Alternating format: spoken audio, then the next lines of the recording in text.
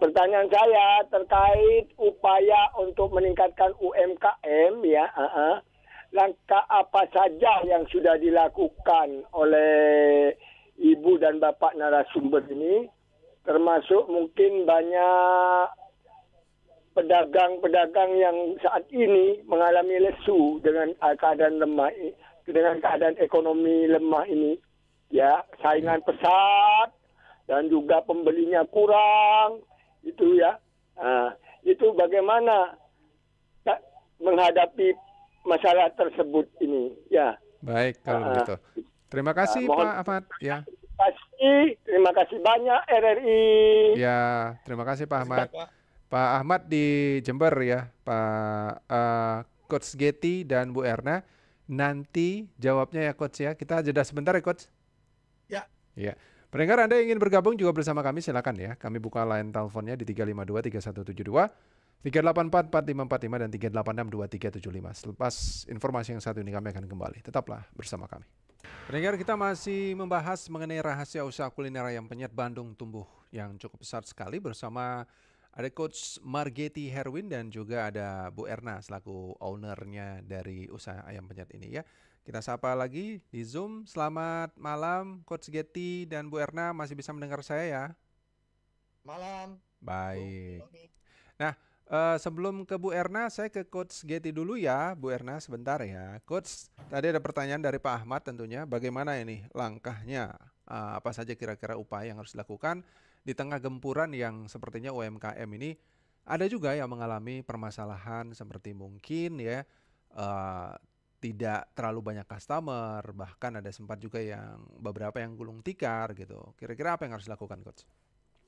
Ya, jadi seperti tadi saya jelaskan di awal bahwa produk itu menjadi utama. Produk yang berkualitas, ya, produk yang memang berbeda dengan produk sejenis. Masalah rasa, para pelanggan di Indonesia ini sudah sangat pintar, gitu ya.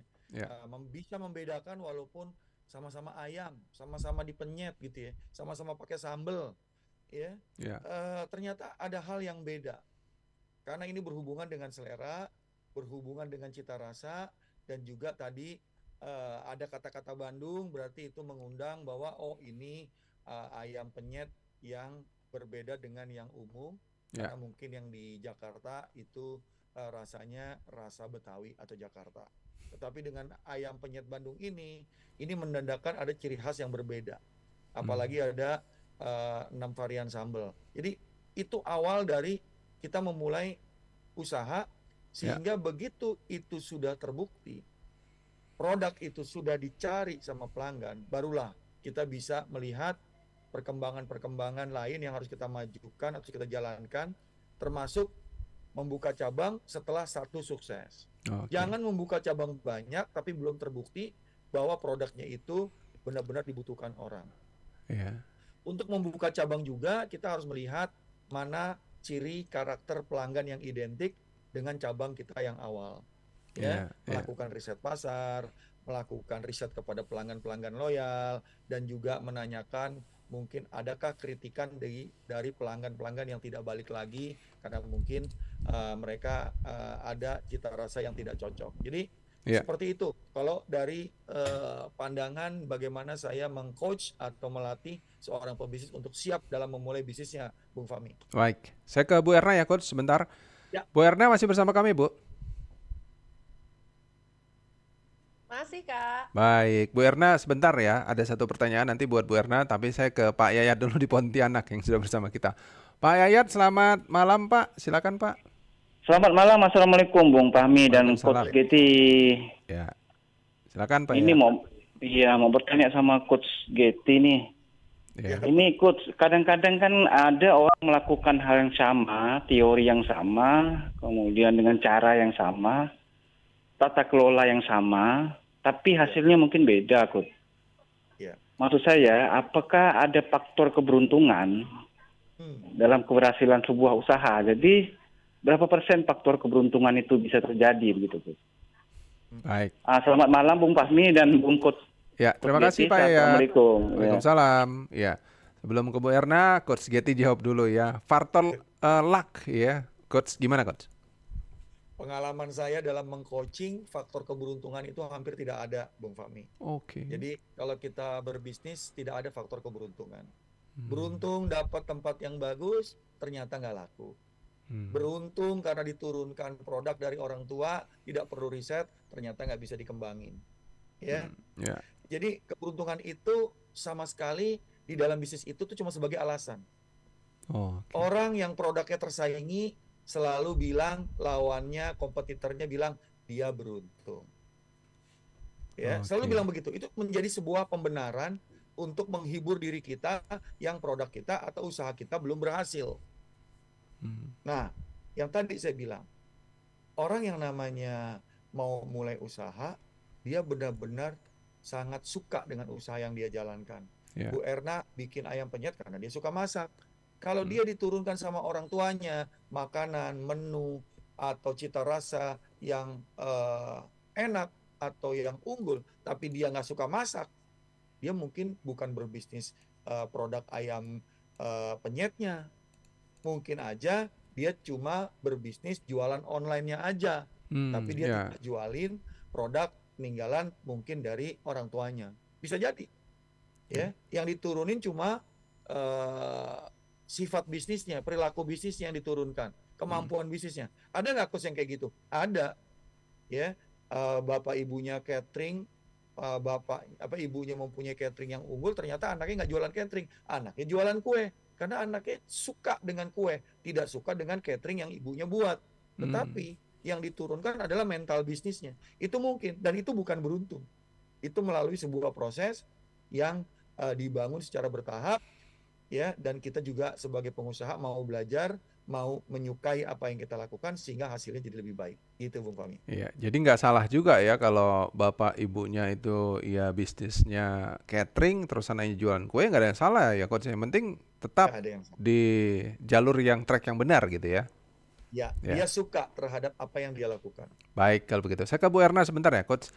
Bu Erna mungkin bisa menceritakan kepada pendengar Pro 3 dan juga pemirsa RRI.net ini sekarang ini ayam penyet Bandung ini sudah ada di mana saja cabang-cabangnya dan apakah mungkin kedepannya akan bertambah lagi? Oke, baik.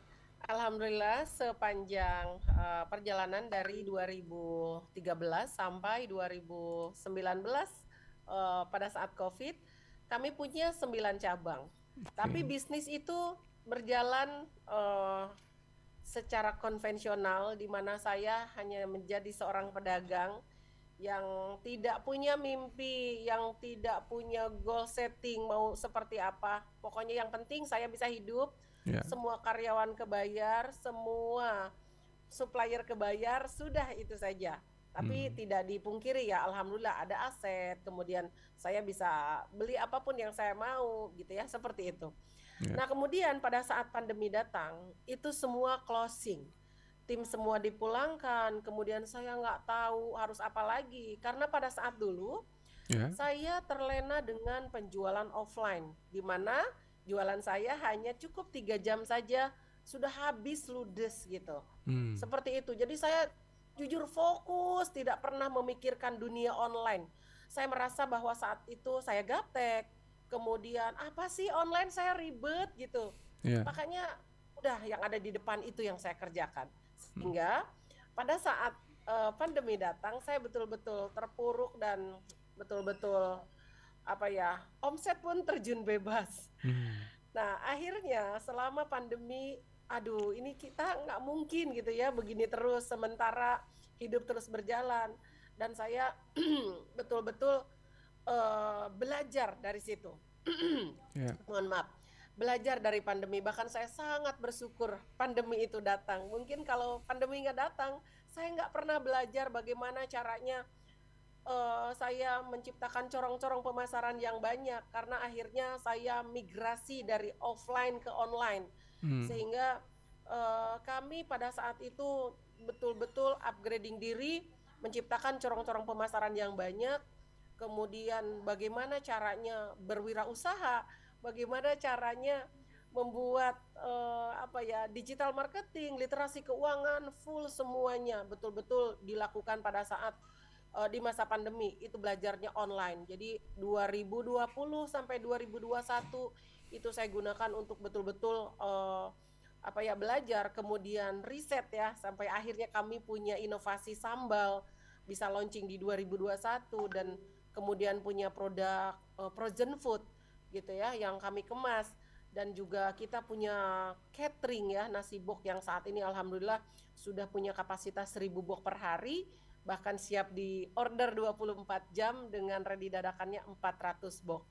Nah, kami betul-betul baru merasa lahir kembali setelah pandemi, di mana hasil pembelajaran itu sedikit demi sedikit saya praktekkan di bisnis, dan kami buka lagi satu demi satu.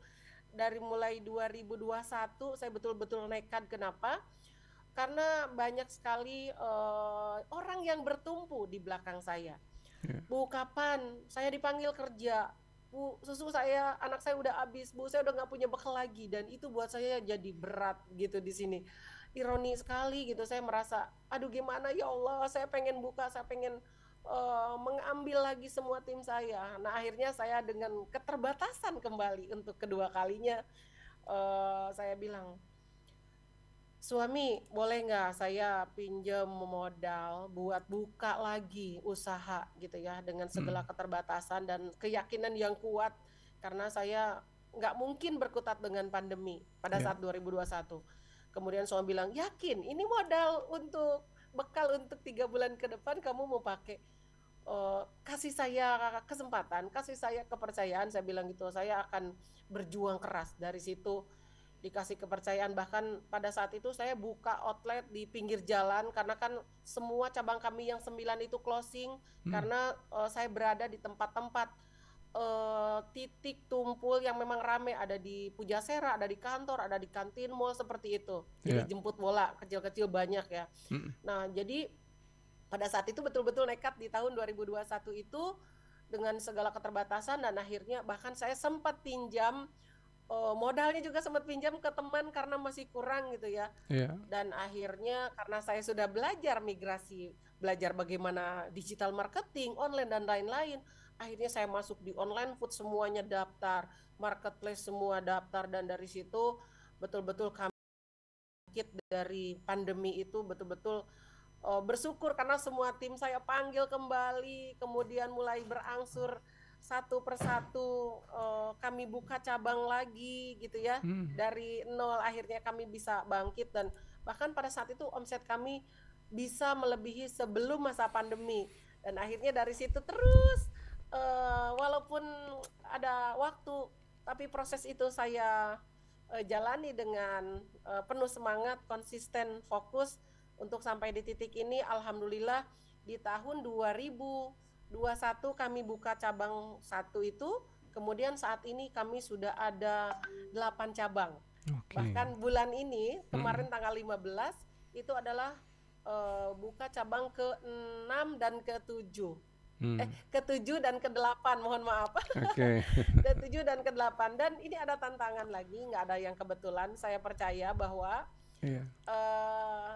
sukses itu, nah ini pembelajaran dari Coach Getty ya, sukses itu bertemunya kesempatan dan kesigapan. Jadi saya betul-betul harus betul-betul sigap dan siap untuk menggrab semua kesempatan itu. Sehingga bahkan tadi pagi, ini saya mau share ya, tadi pagi saya dikasih tantangan sama satu manajemen besar di Jakarta, boleh saya sebut mungkin ya, karena saya kemarin baru pembukaan di Neo Soho, Central Park Jakarta Barat, dan tadi pagi saya ditantang untuk, Bu Erna, APB akan dikasih kesempatan, tapi ini sekaligus tantangan. Bisa nggak tanggal 24 besok itu buka di Sarinah Mall? Dan saya, wow, gitu ya. Saya inget tuh resep tadi, Coach. Bertemunya kesempatan dan kesigapan gitu. Saya bilang, oke, siap. Saya terima tantangan itu. Jadi mohon doa besok kami akan buka 2 sekaligus tanggal 24 di Jakarta Selatan, itu namanya ada Kampung Artis, dan kemudian kami akan buka di Sarinah Mall juga. Seperti itu. Jadi genap 10 cabang. Seperti 10 itu. Cabang ya, genap ya. Baik kalau gitu. Ini menarik sekali cerita dari Bu Erna gitu ya. Tapi Coach, saya ke Bu Erna lagi Coach ya, sebelum kita closing ini Coach. Mungkin Bu Erna Ada kata-kata terakhirnya ya kepada pendengar Pro 3 ini, apa sih kira-kira tips dan triknya selain tadi bertemunya kesempatan dan apa tadi action gitu ya, jangan sampai dilewatkan gitu ya. Apalagi mungkin Bu Erna yang bisa menumbuhkan semangat dari pendengar Pro 3 untuk berusaha. Iya, izin saya pun masih belajar, masih bingit lah gitu ya. Tapi saya sudah komit di dalam diri bahwa di dalam bisnis itu pasti tantangan semakin tinggi, semakin besar, pasti akan semakin berat gitu ya. Yeah. Nah, saya menyadari itu, menyadari hal itu, jadi buat saya belajar itu adalah suatu kewajiban. Kenapa? Suatu kebutuhan. Kenapa? Karena tantangan ke depan akan makin berat kan. Maka untuk saya pribadi, saya harus terus upgrade diri untuk bagaimana mempunyai kerangka pemikiran bisnis ini, bagaimana caranya untuk sustain, kemudian bagaimana caranya supaya bisnis ini bisa bermanfaat lagi untuk orang banyak. Seperti itu. Jadi sekarang tuh sudah punya visi misi ya, luar biasa pokoknya keren banget. Saya terima kasih banyak didampingi oleh Coach Getty karena saya punya visi misi yang saya nggak tahu itu apa dulu. Tapi semenjak didampingin sama Coach ini luar biasa, saya akhirnya APB punya visi misi, punya mimpi yang sangat besar bahkan. Kami ingin hadir di berbagai negara dan kami ingin menjadi UKM naik kelas yang siap go global bahkan hingga IPO. Nah, itu mimpi besar kami. Kalau ditanya tipsnya apa sih untuk teman-teman? Pastinya di dalam sebuah bisnis kalau saya kuliner wajib enak makanannya. Itu seperti yang Coach bilang ya. Wajib enak makanannya. Kemudian ketika kita punya bisnis, ini harus tahu bisnis ini untuk apa, untuk siapa. Itu yang selalu saya tanamkan di dalam diri karena bisnis ini tantangannya luar biasa. Kalau mentalnya nggak kuat, udah rungkad kalau kata anak zaman sekarang nih ya. Jadi ketika kita punya mimpi, pada saat bisnisnya itu down, itu kita bangkit lagi. Kenapa? Karena tahu mimpinya, bisnis ini untuk apa, bisnis ini untuk siapa. Sehingga oke, loyo boleh. Turun wajar di dalam bisnis itu omset naik turun, tantangan luar biasa, terpaan tekanan baik mulai dari bahan baku mungkin, kadang dari karyawan mungkin terpaannya ya, kadang banyak sekali tantangannya. Nah, di saat drop itu pasti sebagai entrepreneur, sebagai wanita biasa, sebagai UKM pasti ada down-nya. Tapi ketika itu ingat, pasti akan ada masanya. Ingat, oh iya, kita harus semangat lagi, bangkit lagi karena saya tahu bisnis ini saya bangun dengan mimpi yang luar biasa.